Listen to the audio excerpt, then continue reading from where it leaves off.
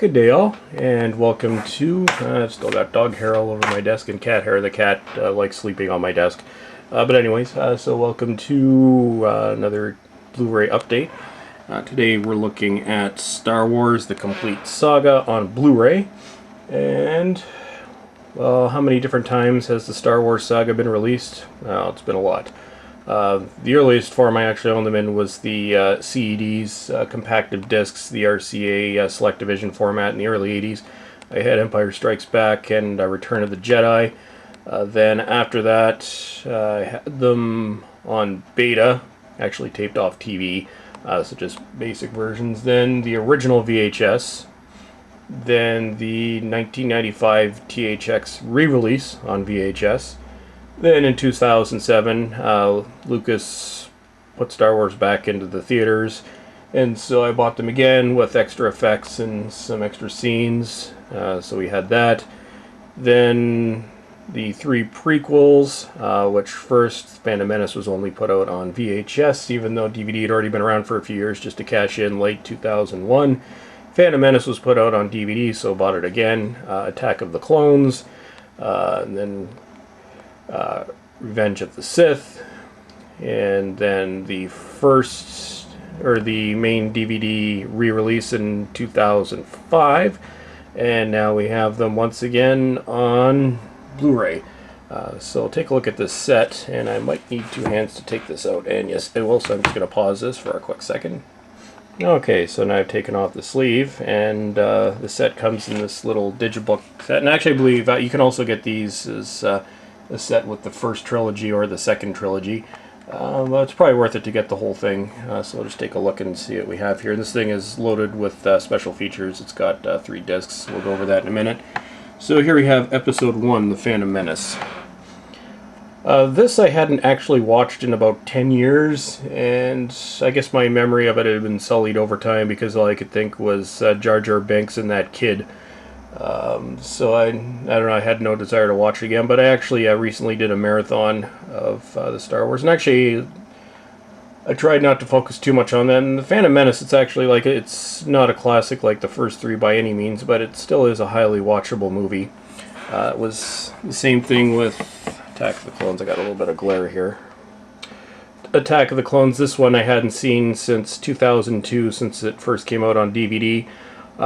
Still not a classic by any means, but still highly watchable. And with the CGI, I think, you know, there can be a debate for stop motion animation or CGI. CGI at times, it just, no matter what you do, it doesn't look real. But you can do more CGI than stop motion photography, but this was kind of a CGI superfest. And then Revenge of the Sith. I don't know, did I just call this Return of the Sith in my introduction? Oh, whatever. Anyway, so Revenge of the Sith. Now, this is by far the strongest of the first 3 movies. And also, probably one of the most depressing movies I've seen in the past few years. It's just, yeah, big depression fest. Everything goes to hell. Anakin becomes Darth Vader.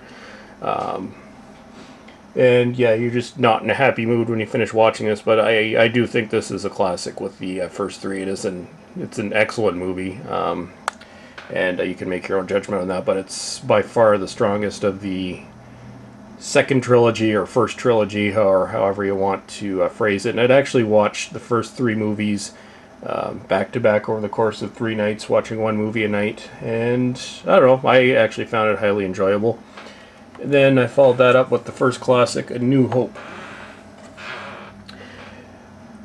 And the story here is much stronger, but I guess after watching Revenge of the Sith with, you know, all the cool features and everything, this one, by the time within, or how should I put this, as a representative of the time that it was made, it's a little bit slower than the first 2 movies, but still a classic. You know, it's on a smaller scale than Episode 3, but then it was also made almost 30 years prior. And yeah, this was the movie that got me into Star Wars. I remember watching it when I was like 5. and then got hooked on it, had all the Star Wars figures and everything. So just like my Star Trek movies or early Doctor Who episodes, there's a lot of nostalgia attached to this movie for me. And I don't know how many times I've seen this, dozens probably. When I was a kid, I used to play it over and over again every weekend.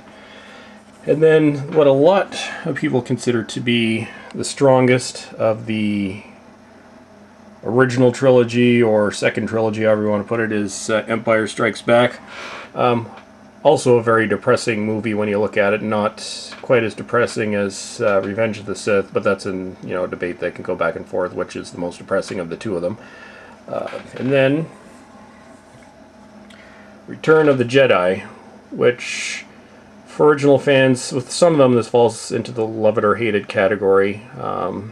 Yeah, the Ewoks were a little bit cheesy, but it's still a great movie, and I don't know, it's the conclusion of the 6-part double trilogy, whatever you want to call it. And a lot of people have asked or wondered if there's going to be another 3 movies, or it had been speculated that this was supposed to be 9 movies. Although I believe George Lucas has said the reason, he doesn't want to make them because I guess, a little too much work goes into that, and he doesn't really need to work again because he keeps making money off these because the movies have just been released in 3D again, or they will be being released in 3D. But he also said, it's a story of Luke and Anakin Skywalker, so I guess if you look at that, there's not really much you can do after that unless you follow the rebuilding of the Republic or whatever that happens after the 6th movie. Anyways, then we go into bonus disc 1. So what these are, it's archival footage. And then here we have archival footage from episodes 4 through 6. The first one was 1 through 3.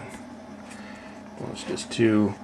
Then here we have bonus disc 3, more special features. This does come loaded with special features, which is, I guess another thing that makes it worthwhile. Although you pay for it, the set is like $90.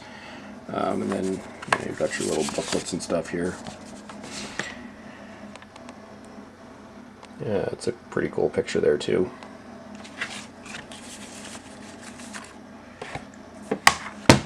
But anyway, so that is Star Wars: The Complete Saga on Blu-ray. So as always, thank you everyone for watching, and I will see you all soon.